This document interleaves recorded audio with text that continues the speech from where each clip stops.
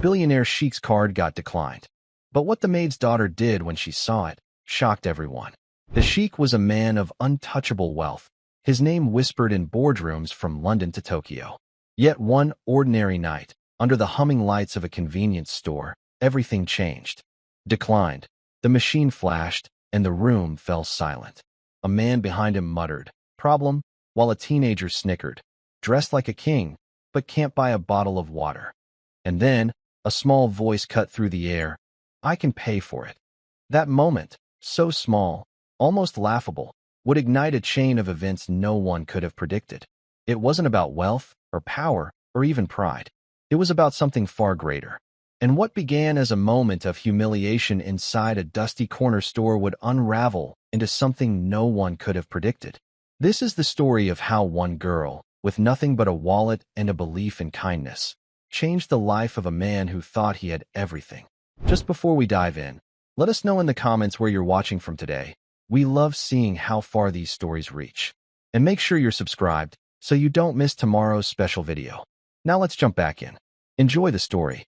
His world was built on gold, but in that moment, all he saw was red. The Sheikh, a man who could buy kingdoms, stood frozen as the machine declared him unworthy. A small girl with hair like spun sunlight watched him, her hand clutching a worn, leather wallet. The sterile, fluorescent lights of the convenience store hummed, a monotonous sound in the sudden, sharp silence. Sheikh Tariq al-Jamil, a name that echoed in the boardrooms of London, Tokyo, and New York, stared at the credit card reader. The word declined glowed with an impudent red, a color he usually only saw on the velvet interiors of his custom-built cars. A man behind him, his worn work boots smudged with dirt, shifted his weight. "Problem?" he asked, his voice rough around the edges. Tariq didn't turn. He was used to people speaking to him with a certain reverence, a hushed respect. This man's tone was flat, impatient. It was ordinary. And that was the problem. Tariq was not an ordinary man. He slid another card from his wallet, this one a sleek, black rectangle of metal, reserved for purchases that could fund a small nation. He tapped it on the reader with a flick of his wrist. Declined. The cashier, a young woman with a name tag that read Brenda, chewed on her lower lip. "Sir, I can try it again." "Don't bother," Tariq said, his voice a low growl. The accent, a smooth blend of Oxford English and soft Arabic, was usually enough to command attention. Here, it just seemed to make him more of a spectacle. A teenager further back in the line snickered. "Dude's dressed like a king, but can't buy a bottle of water." His friend chimed in. Maybe his camel's parked outside and it ate his cash. The laughter, though muffled, felt like a physical blow. Tariq's shoulders, usually ramrod straight, tensed. He was dressed in a bespoke suit, the fabric a whisper of silk and wool that cost more than the entire inventory of this sad little store. On his wrist, a watch ticked with the quiet precision of a Swiss master, its face a constellation of tiny diamonds. He was the epitome of wealth, of power, of a life lived beyond the reach of ordinary men. And he couldn't buy a simple bottle of water. "I can pay for it."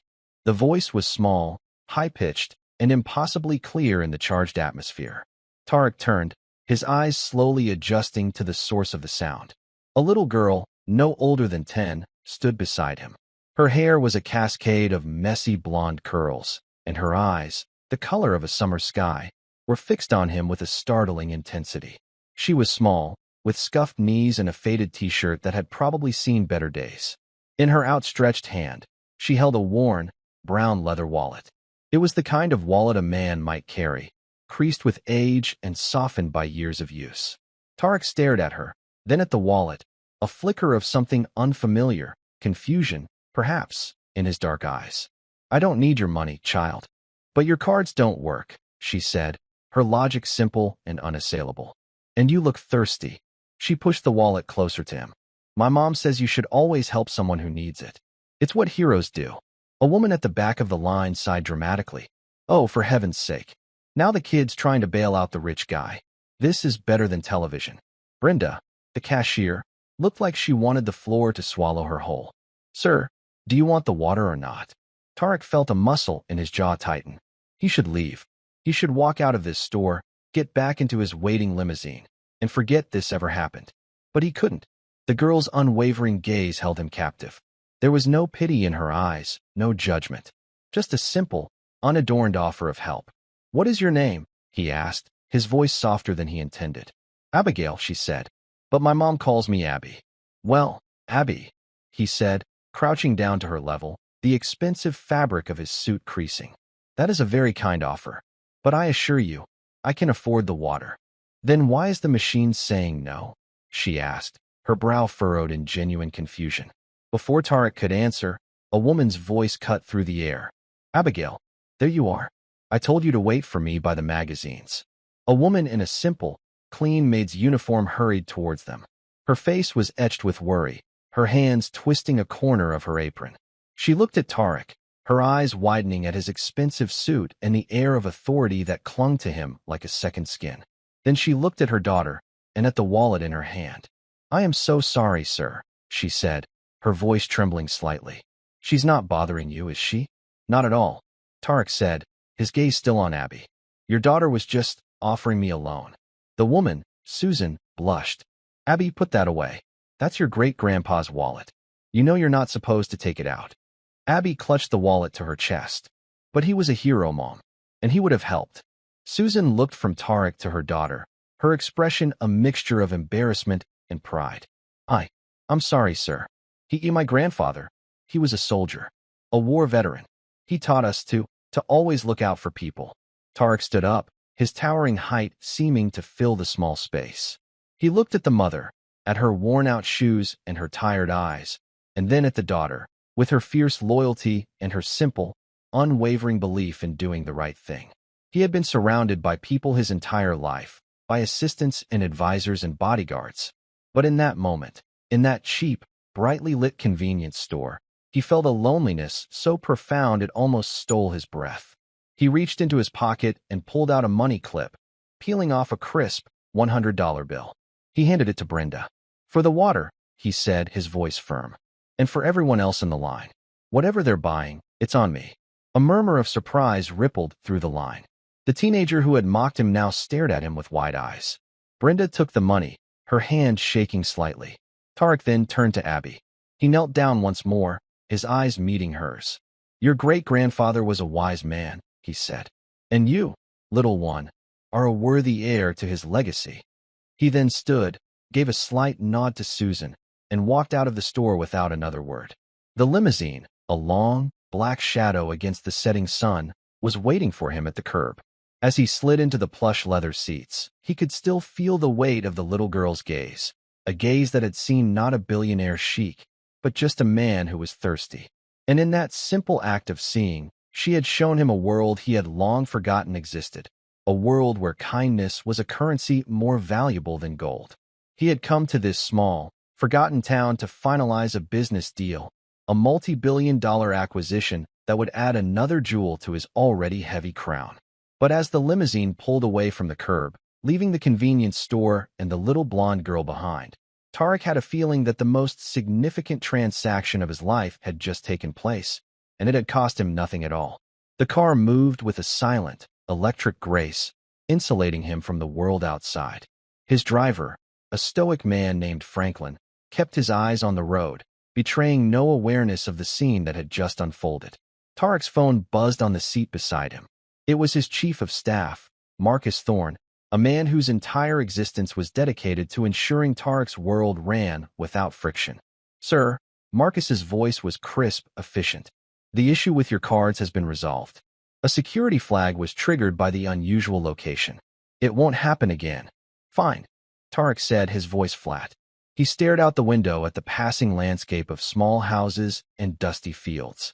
It was a world away from the gleaming steel and glass towers of his usual domain. Also, a reminder that the final meeting with the Henderson family is scheduled for 9 a.m. tomorrow. Their legal team sent over the final papers. "It's a standard closing. They've accepted our terms." "They had no choice," Tarek murmured. The Henderson farm was a sprawling piece of land, the last holdout against his company's plan to build a massive distribution hub. He had offered them a price that was, by all accounts, generous. But it wasn't about generosity. It was about acquisition. It was about winning. "Indeed, sir," Marcus said. "Old man Henderson is sentimental, but his sons are practical. They understand the value of progress. Progress. Tarek rolled the word around in his mind. He had always seen himself as an agent of progress, a man who built things, who created empires. But looking out at the fading light of the afternoon, he wondered what progress looked like to the people who lived in these small, quiet towns. Did it look like a distribution hub? Or did it look like a little girl offering her great-grandfather's wallet to a stranger? He ended the call without another word and leaned his head back against the cool leather. He was staying in a sprawling, modern mansion on the outskirts of town, a sterile glass box that had been rented for him, complete with a full staff that moved with the silent efficiency of ghosts. It was a place designed for a man like him, a place of isolation and quiet luxury. But for the first time in a long time, he found himself craving something else. He thought of the girl, Abby, of her clear, unafraid eyes, and of her mother, Susan, with her tired face and her quiet dignity. He had seen a flicker of something in her eyes as well, a fierce, protective love for her daughter that was as potent as any army. On a whim, he leaned forward. Franklin, turn the car around. Franklin glanced at him in the rearview mirror, his expression unreadable. Sir, take me back to that convenience store. Franklin did as he was told, the big car executing a smooth, silent turn. A few minutes later, they were back in front of the store. The line was gone. The teenager and his friend were nowhere to be seen. It was just an ordinary store on an ordinary street. Tarek got out of the car, the evening air cool on his face. He walked into the store, the little bell above the door chiming softly. Brenda, the cashier, looked up, her eyes widening in surprise. Can I help you, sir?" she asked, her voice a little shaky. "I believe I left something here," Tarek said, his gaze sweeping the store. He didn't know what he was looking for. He just knew he wasn't ready to leave this place, this feeling, behind. And then he saw it. A small, stuffed rabbit, its fur a little worn, sitting on the floor by the magazine rack. He remembered Abby clutching it while she waited for her mother. He walked over and picked it up. It was a simple thing, probably bought for a few dollars at a store much like this one. But in his hand, it felt significant. He turned to Brenda. "The woman and her daughter who were here earlier, do you know them?" Brenda nodded. "Susan and Abby?" "Yeah, they live just a few blocks from here. Susan, she cleans houses, mostly for the rich folks up on the hill." She paused, then added, "She's a good person, works hard." Tarek looked down at the rabbit in his hand. "Thank you," he said. He paid for another bottle of water, this time with $100 bill from his clip, and told her to keep the change. Then he walked out of the store and got back into the car. "Franklin," he said, his voice quiet but firm, "I need you to find out where Susan and Abby live." The next morning, Tarek sat in his temporary mansion, the Henderson file open on the table in front of him. The numbers were clear, the projections solid.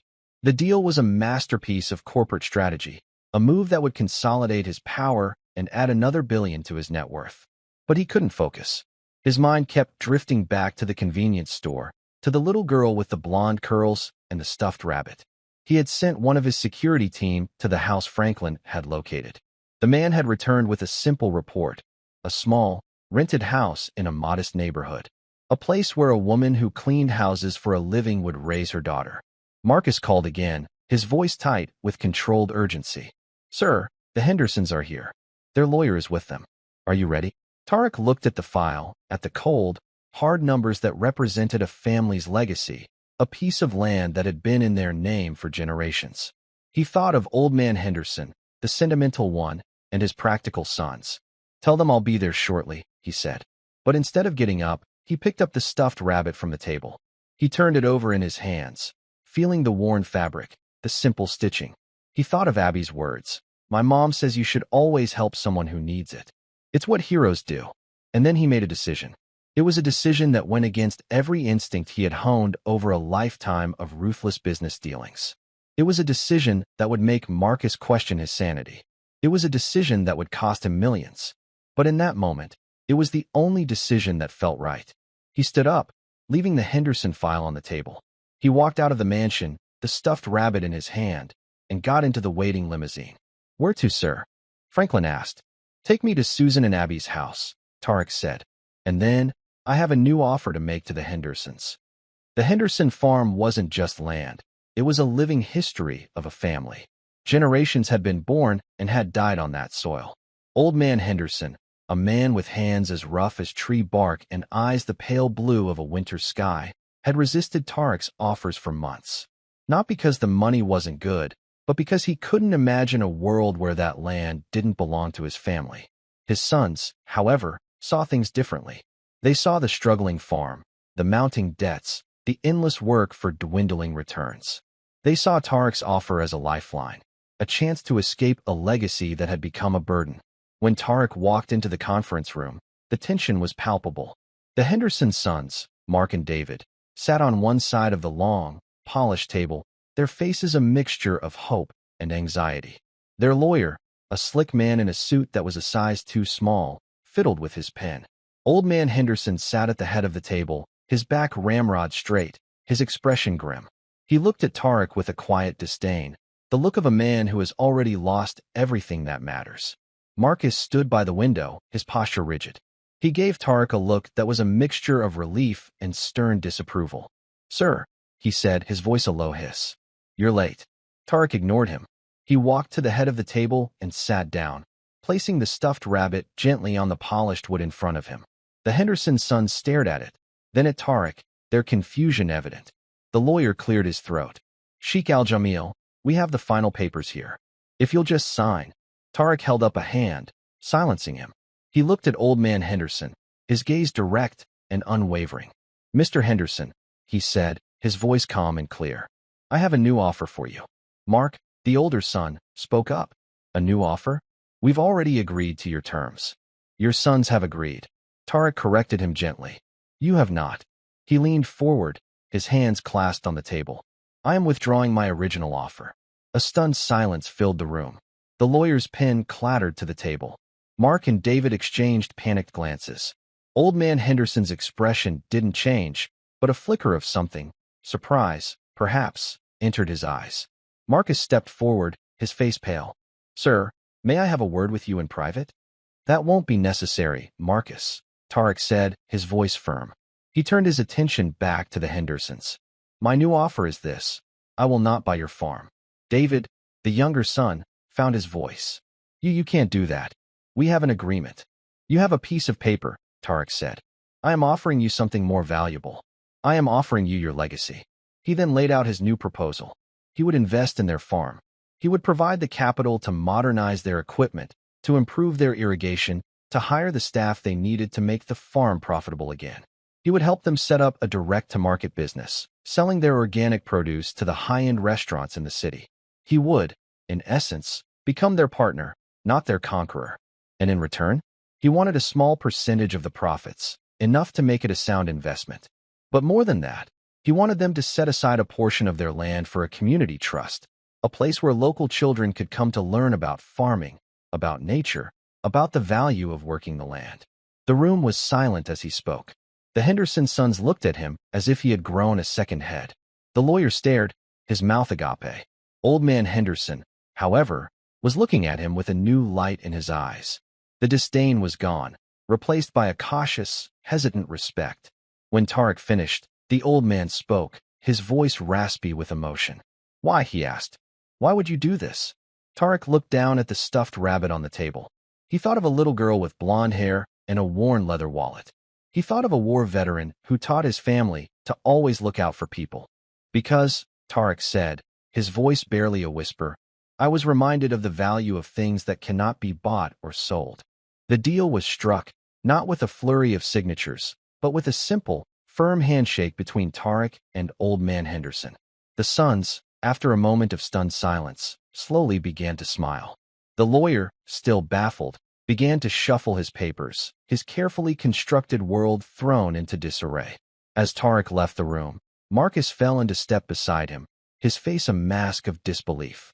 "Sir, I must advise you, this is unorthodox. You're leaving millions on the table.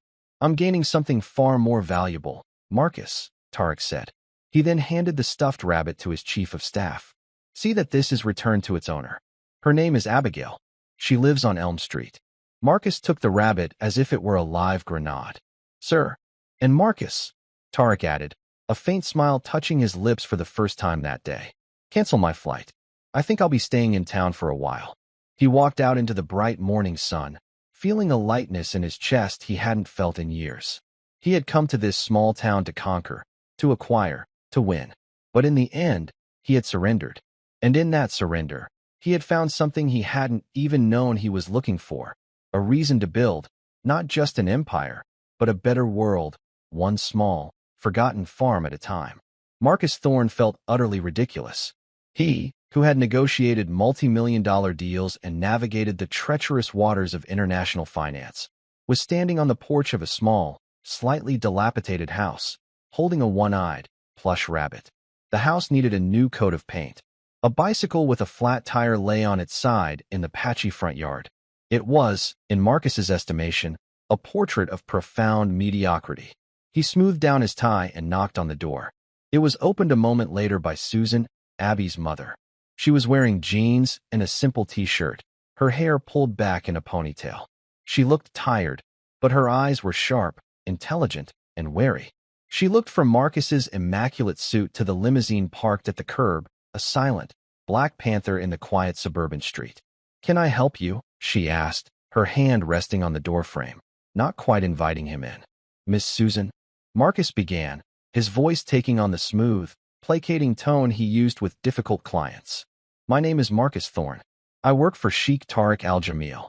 Susan's expression tightened. A flicker of fear, or perhaps anger, crossed her face. "We don't want any trouble. My daughter was just trying to be kind." No, of course," Marcus said quickly, holding up the stuffed rabbit as if it were a peace offering. "There is no trouble. On the contrary, Sheikh al-Jamil was very touched by your daughter's gesture. He believes she may have left this in the convenience store yesterday." Susan stared at the rabbit, her eyes softening. Bun, she murmured. "Abby has been heartbroken. Thank you." She reached out and took the toy, her fingers brushing against Marcus's. Her hand was calloused, the hand of a woman who worked. "It was my pleasure," Marcus said, feeling an uncharacteristic pang of something he couldn't quite name. Pity? Respect? It was all very confusing. "The Sheikh also wanted me to give you this." He produced a thick envelope from his inner pocket. "He understands that a single mother's life can be challenging. He hopes this will be of some assistance." Susan looked at the envelope as if it were a snake. "I can't accept that. I assure you, it is given with the utmost respect," Marcus insisted. "There are no strings attached." "People like him always have strings," Susan said, her voice low and fierce. "Tell your boss we don't need his charity. We take care of our own." She clutched the stuffed rabbit tighter, as if it were a shield. Before Marcus could formulate a response, the door creaked open wider, and Abigail peeked out from behind her mother's legs. "Is that the man from the store?" she asked, her voice a bright, curious chirp. Susan put a protective hand on her daughter's shoulder. "Go back inside, Abby." But Abby ignored her. She looked at Marcus, her blue eyes wide. "Did you tell the thirsty man thank you for buying everyone's stuff?" Marcus was taken aback. He had been prepared for suspicion, for greed, even for tears. He had not been prepared for the simple, unadorned gratitude of a child. He knows you are grateful," he stammered. "Good," Abby said, nodding seriously. "Mom says you always have to say thank you. It's what heroes do." She then disappeared back into the house, leaving Marcus standing on the porch, the thick envelope still in his hand, feeling more out of his depth than he ever had in a boardroom. Susan's expression was a complex mixture of pride and exasperation. She looked at Marcus, then at the envelope. "Please," she said, her voice softer now. "We can't. But you can thank him for us. For the rabbit." And with that, she closed the door, leaving Marcus alone on the porch with the rejected charity and the lingering scent of lemon-scented cleaning supplies. As he walked back to the limousine, he felt a grudging admiration for the woman. She had a spine of steel and a daughter who believed in heroes. Perhaps, he thought with a wry smile, this little town wasn't so mediocre after all. Tariq, meanwhile, was discovering a world he had only ever seen from the window of a private jet. He spent the next few days at the Henderson farm, not as a conqueror, but as a student. He traded his bespoke suits for jeans and a simple work shirt, his polished Italian shoes for a pair of sturdy boots. He walked the fields with Old Man Henderson, listening to the old man talk about the soil, the seasons, the delicate dance of sun and rain. He learned to mend a fence, to drive a tractor, to feel the satisfaction of a day's hard labor under a wide-open sky. The Henderson sons, Mark and David, watched him with a mixture of awe and suspicion. They couldn't understand why a man who could buy the world would choose to spend his time fixing a broken irrigation pipe. But as the days passed, they saw the genuine interest in his eyes, the respect with which he listened to their father, and their suspicions slowly began to melt away, replaced by a grudging friendship. One afternoon, as Tarek was helping Old Man Henderson repair the roof of a barn, the old man paused, wiping the sweat from his brow with the back of a weathered hand. "You know," he said, his voice a low rumble, "I was wrong about you." Tarek stopped hammering, turning to look at the old man. "How so? I thought you were just another rich man, coming here to take what you could get. But you're not like that. You're a builder." He gestured to the fields, green and lush under the afternoon sun. "You're helping us rebuild this place. Our home." Tarek looked out at the rolling hills, at the neat rows of crops, at the farmhouse nestled in a grove of ancient oak trees. He thought of the glass and steel towers he had built, the monuments to his own ambition. They were impressive, certainly, but they were cold, sterile things. This place was alive. It had a heart, a soul. "I think," Tarek said, his voice quiet, "I am the one who is being rebuilt." That evening, as he sat on the porch of the farmhouse, watching the sun dip below the horizon in a blaze of orange and purple, a car pulled up the long, dusty driveway.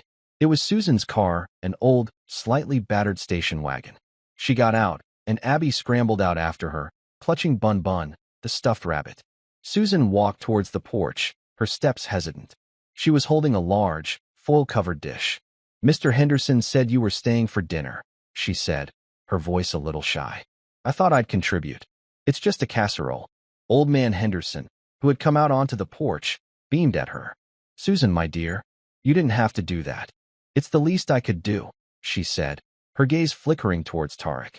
"To thank you for everything." Abby, however, had no such reservations. She ran up the porch steps and stopped in front of Tarek, her eyes shining. "You're the thirsty man," she said, as if it were the most wonderful discovery in the world. Tarek smiled, a genuine, unforced smile that reached his eyes. "And you're the hero with the wallet," he replied. She held up the stuffed rabbit. "Thank you for finding Bun Bun. He was very scared." "I'm glad he's safe now," Tarek said, his voice soft. They ate dinner on the porch as the stars began to appear in the darkening sky. The food was simple, hearty, and delicious. The conversation was easy, flowing from stories of the farm to Abby's adventures in the 3rd grade. For the first time, Tarek saw Susan relax. He saw the worry lines around her eyes soften, heard the genuine warmth in her laughter. He learned that her great-grandfather, the war veteran, had been awarded a medal for bravery, for pulling 3 of his fellow soldiers out of a burning tank. He had come home from the war a hero, but had never spoken of it. Instead, he had poured all his energy into his family, into his community, teaching them the simple, profound lessons of courage, kindness, and looking out for one another. That worn leather wallet Abby carried was his, a tangible link to a legacy of quiet heroism. As the evening wound down, and Susan began to gather her things, Tarek walked with her to her car. "I want to apologize," he said, his voice low, "for my associate, Marcus. He was clumsy. I did not mean to offend you with my offer of money." Susan looked at him, her expression unreadable in the dim light. "You didn't offend me," she said. "You just don't understand.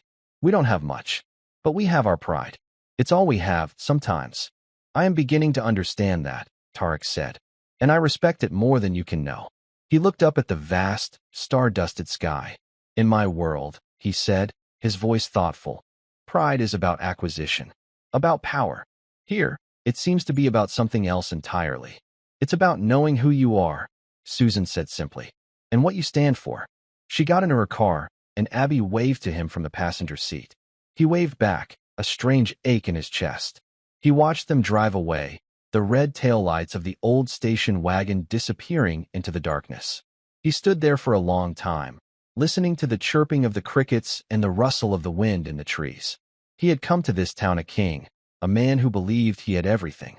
But as he stood on the porch of the Henderson farm, under a canopy of 1,000,000 stars, he realized he had been living in a very small, very empty kingdom. And a little girl with blonde hair and a hero's wallet had just shown him the way to a much larger, much richer world. News of Sheikh Tariq al-Jamil's strange new project traveled fast. In the boardrooms of his global empire, it was met with a mixture of disbelief and alarm.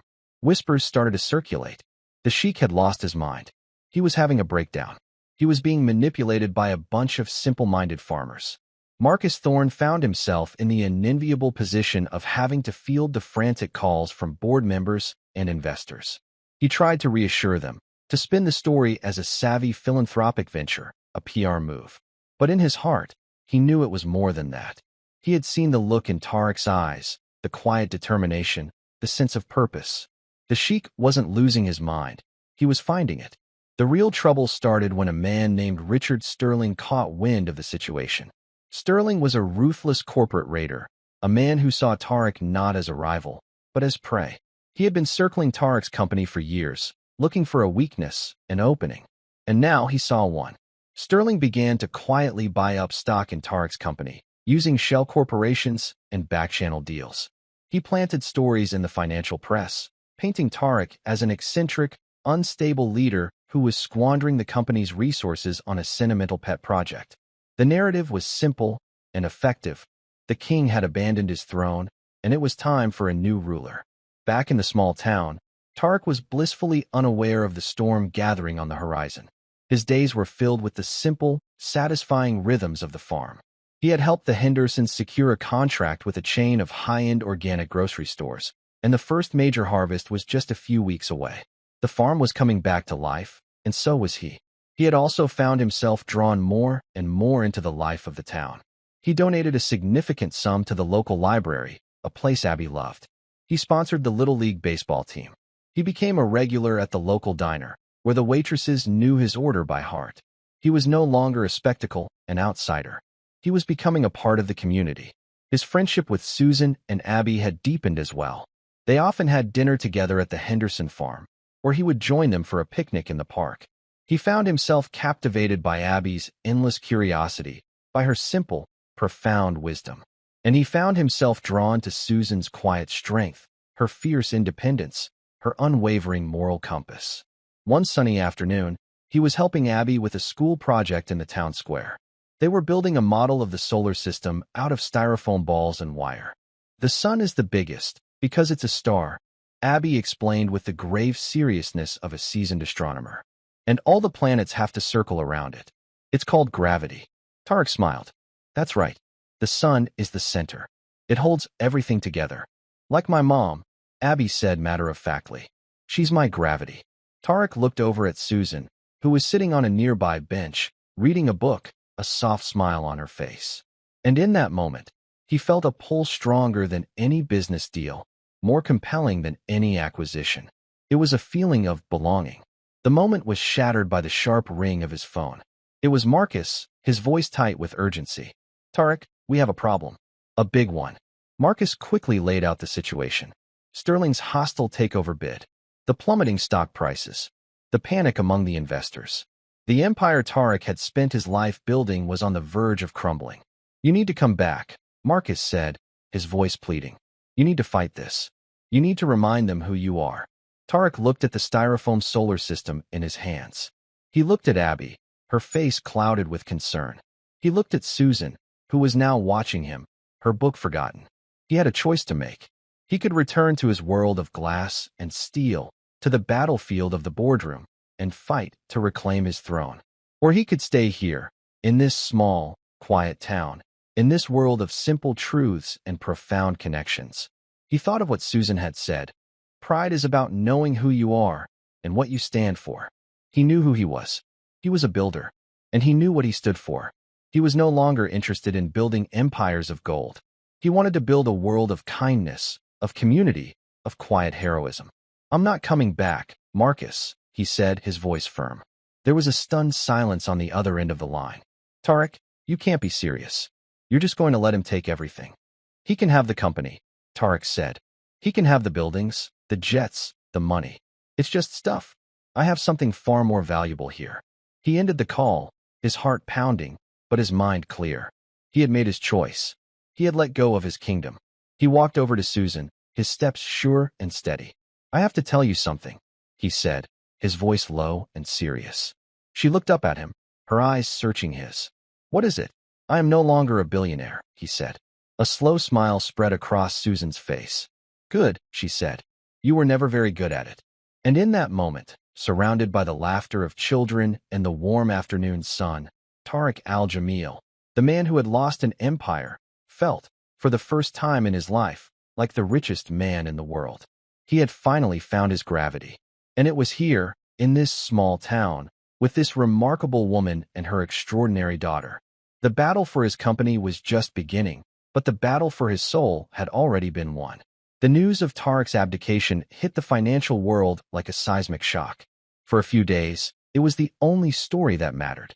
Pundits debated his sanity, rivals celebrated his downfall, and for a brief, dazzling moment, the small, unassuming town found itself in the international spotlight. Reporters descended, their satellite trucks lining the quiet streets, their cameras pointed at the diner, the convenience store, the Henderson farm, anywhere that might offer a glimpse of the eccentric ex-billionaire. But the town, in its quiet, stubborn way, closed ranks. The residents, who had come to see Tariq not as a sheikh, but as a neighbor, offered polite but firm no comments. Old man Henderson chased a particularly persistent journalist off his property with a rake. Brenda, at the convenience store, became an expert at smiling blankly. The story, lacking a fresh angle, quickly fizzled out. The world, with its short attention span, moved on. For Tariq, life became both simpler and infinitely more complex. The constant buzz of his phone was gone. The endless stream of reports and market analyses ceased. The weight of an empire was lifted from his shoulders, and in its place was a quiet sense of freedom he had never known. But there was also a gnawing uncertainty. He had defined himself by his wealth, his power, his ability to shape the world to his will. Who was he without it? He moved out of the sterile mansion and into a small, rented cottage on the edge of town, a place with a leaky faucet and a garden overrun with weeds. He used the last of his personal funds to settle his affairs, a process that was both humbling and liberating. He owned nothing but his clothes, a few books, and the pair of work boots he'd bought at the local hardware store. Susan and Abby were his anchors in this strange new reality. They helped him paint the cottage, their laughter echoing in the empty rooms. Abby, with a seriousness that belied her age, taught him how to plant a vegetable garden, showing him how to coax life from the soil. Susan, with her quiet, steady presence, taught him the value of a shared meal, of a simple conversation, of a life built not on grand gestures, but on small, everyday acts of kindness.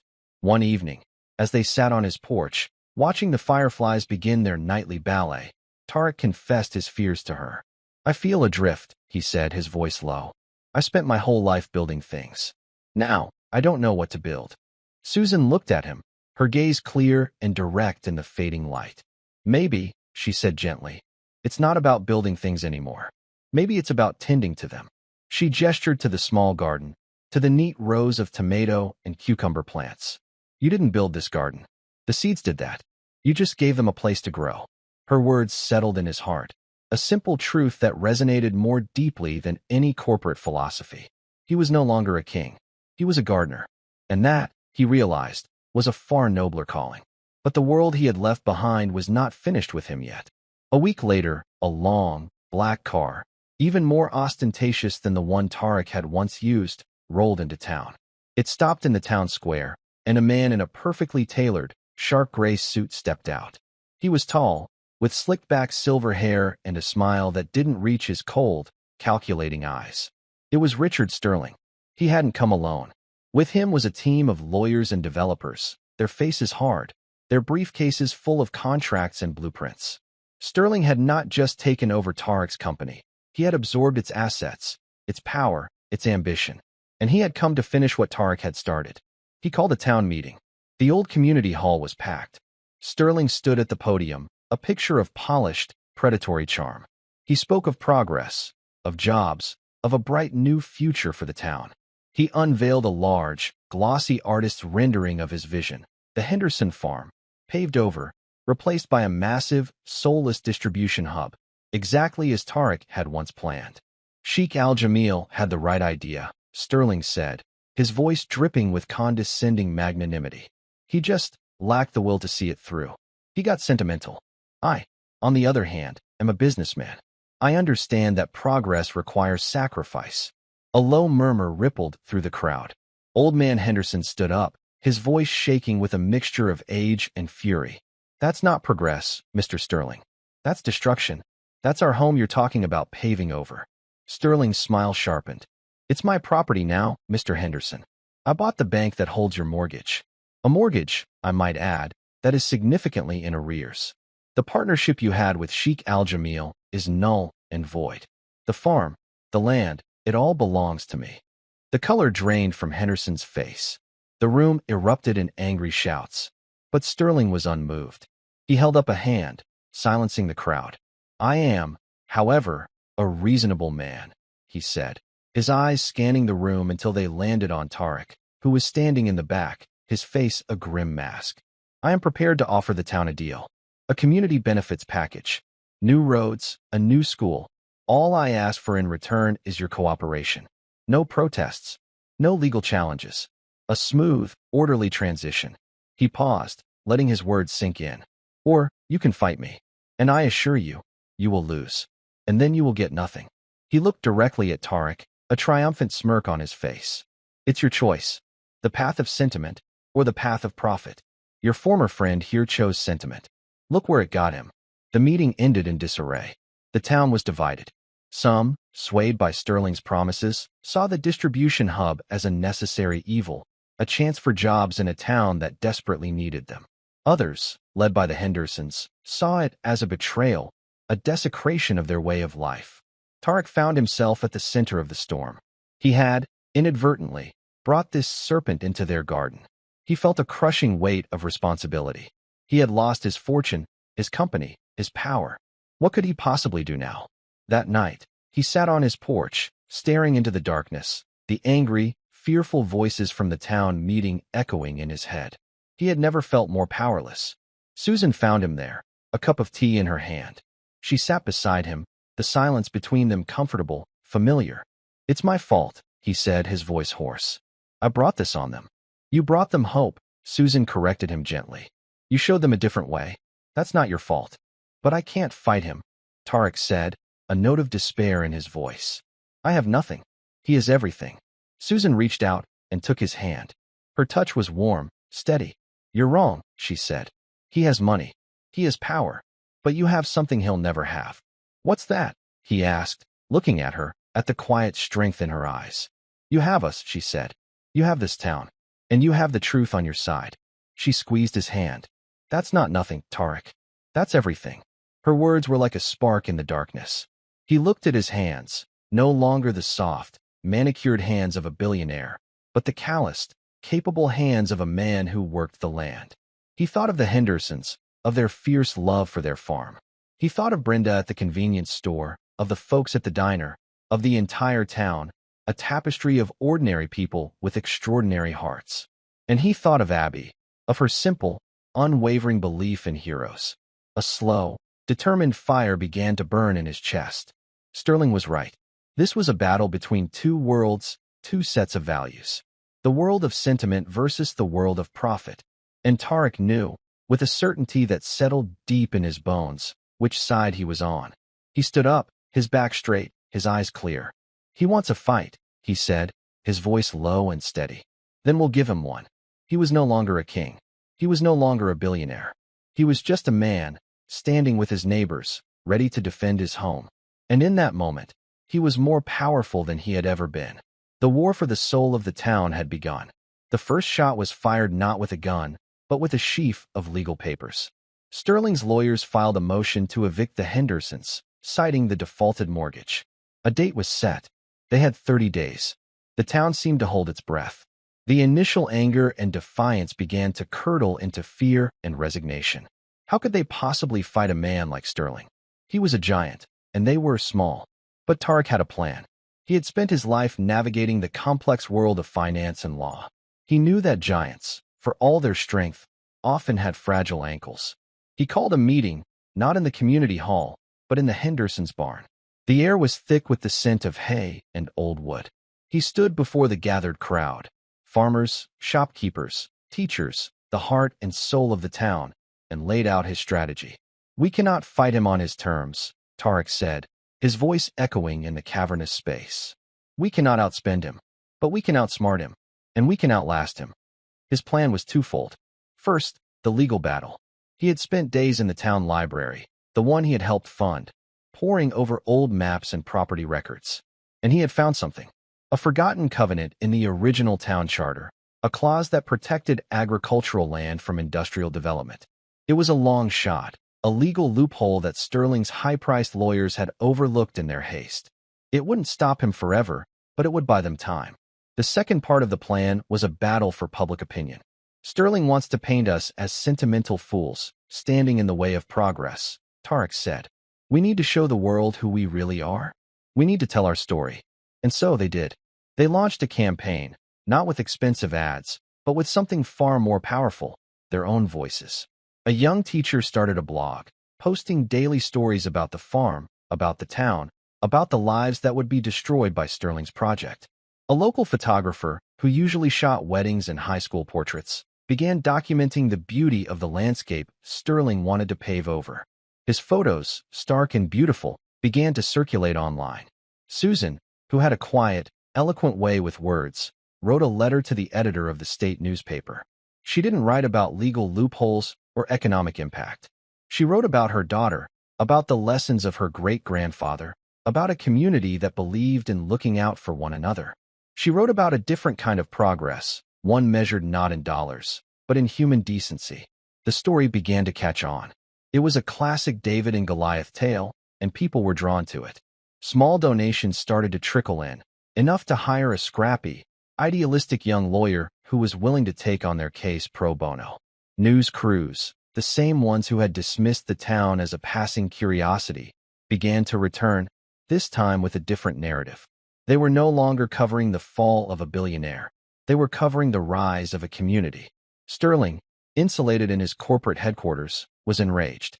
He saw the growing resistance not as a genuine movement, but as a personal insult, a final act of defiance from the man he had deposed.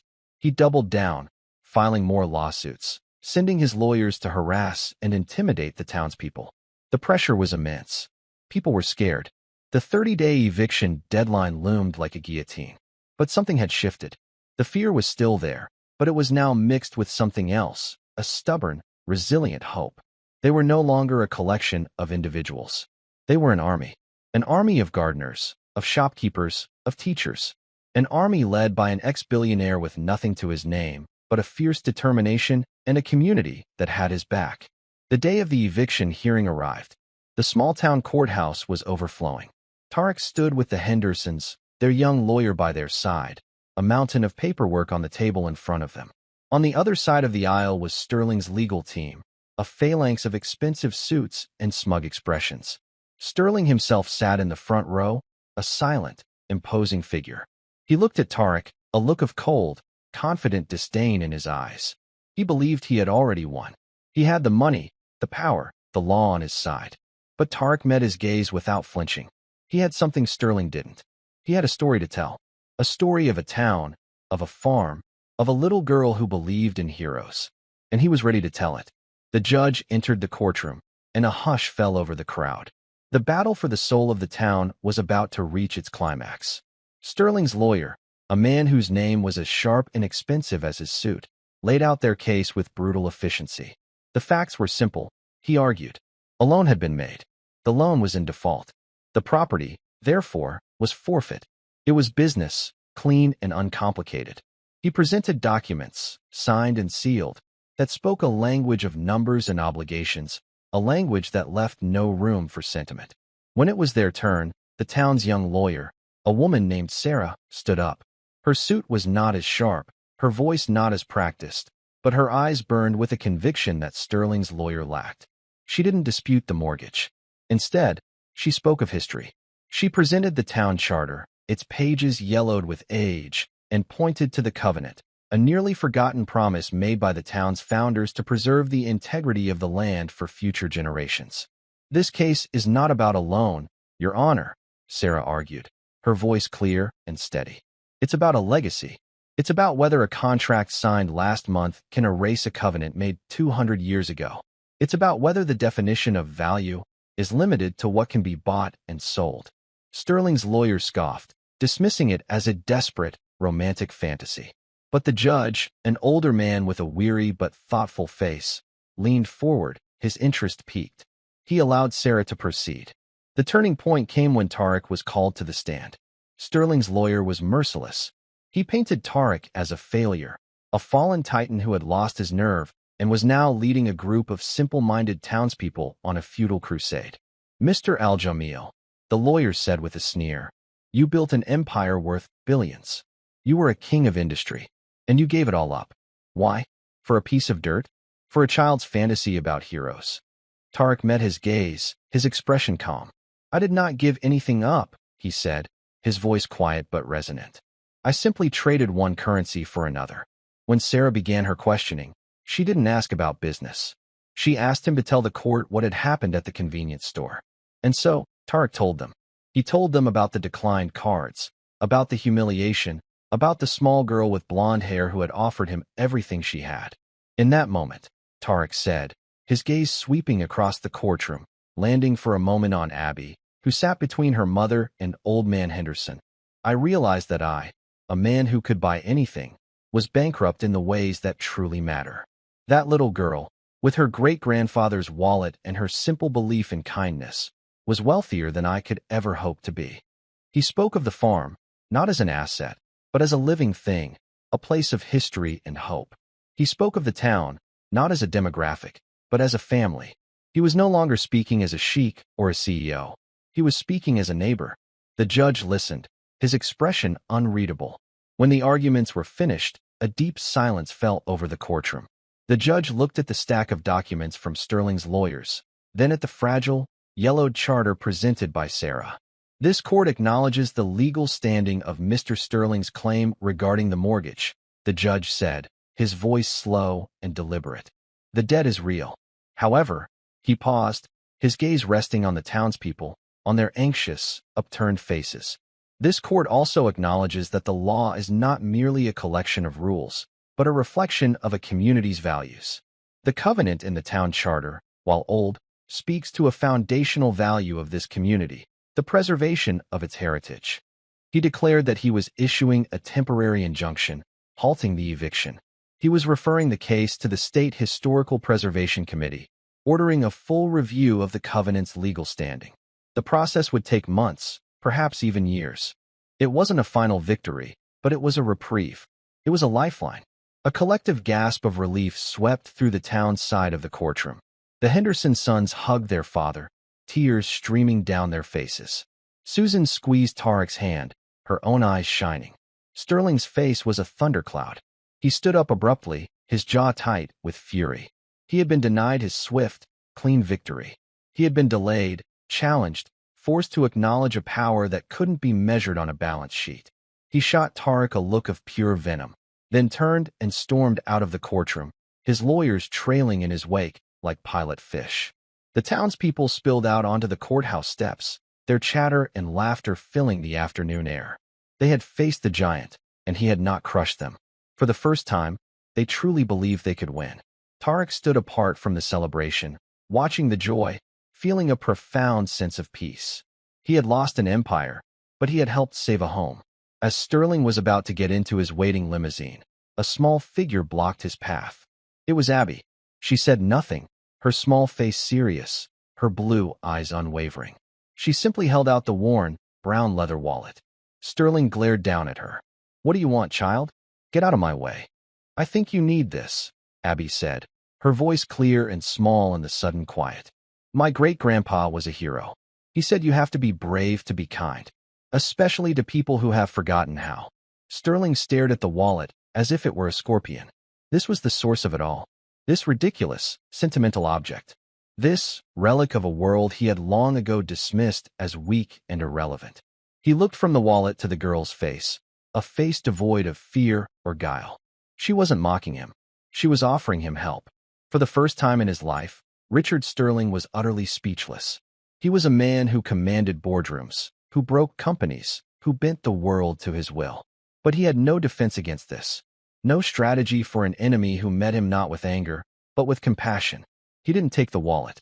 He simply stood there for a long moment, a strange, unreadable expression on his face. Then, without a word, he turned, got into his limousine, and was gone. The next morning, Sarah received a call. Sterling was withdrawing all legal action. He was selling the mortgage back to the Henderson family for the symbolic sum of $1. No explanation was offered. He simply surrendered. The town was in shock, then in jubilation. A victory party was held at the Henderson farm, a celebration that lasted long into the night. They had won. The giant had retreated. Amid the celebration, Tarek found a quiet moment on the porch with Susan and Abby. Abby was asleep in her mother's lap, her hand still clutching the old leather wallet. He just gave up, Tarek said, still struggling to comprehend it. Why? Susan looked down at her sleeping daughter. Because you can't defeat an idea, Tarek. And Abby, she's a very powerful idea. She smiled, a soft, warm smile that made Tarek's heart ache in the best possible way. She reminded him of something he'd lost. Maybe something he never had. 6 months later, the Henderson farm was transformed. New equipment, paid for by a consortium of ethical investors Tarek had connected them with, gleamed in the fields. The first harvest had been a record breaker. The plans for the community trust were laid out. A corner of the farm set aside for a place where children could come to learn, to grow, to get their hands dirty. The town was not just surviving, it was thriving. Tarek had found his purpose. He wasn't building an empire, he was tending a garden. He had become a partner in the farm, his business acumen now used to create sustainable growth, not ruthless acquisition. He and Susan were building a life together, their love a quiet, steady thing that had grown out of shared battles and simple truths. One day, a small, unassuming package arrived for him in the mail. There was no return address. Inside, nestled in a simple box, was a stock certificate. A single share in a newly formed company called Legacy Farms, a venture dedicated to supporting small, family-owned farms across the country. There was no note, but Tarek knew. It was a message from a world he had left behind, a quiet acknowledgement from a man who had been defeated not by power, but by a little girl with a hero's wallet. It was a sign that perhaps, just perhaps, the seed of kindness Abby had planted had found fertile ground in the unlikeliest of places. That evening, as the sun set over the rolling hills, Tarek sat on the farmhouse porch with Susan and Abby. Abby was showing him a drawing she had made, a picture of the farm with a smiling sun, a man, a woman, and a little girl holding hands in the foreground. "This is us," she said, pointing with a crayon. "This is our home." Tarek pulled her into a hug, the scent of summer grass and childhood filling his senses. He looked at Susan over Abby's blonde head, her eyes reflecting the warm colors of the setting sun. He had come to this town a thirsty man, a king without a kingdom. And here, in the heart of this small, forgotten place, he had found everything he had ever been searching for. He had found his gravity. He had found his wealth. He had found his home. And that's where we'll end the story for now. Whenever I share one of these, I hope it gives you a chance to step out of the everyday and just drift for a bit. I'd love to know what you were doing while listening. Maybe relaxing after work, on a late-night drive, or just winding down. Drop a line in the comments. I really do read them all. And if you want to make sure we cross paths again, hitting like and subscribing makes a huge difference. We are always trying to improve our stories, so feel free to also drop your feedback in the comment section below. Thanks for spending this time with me.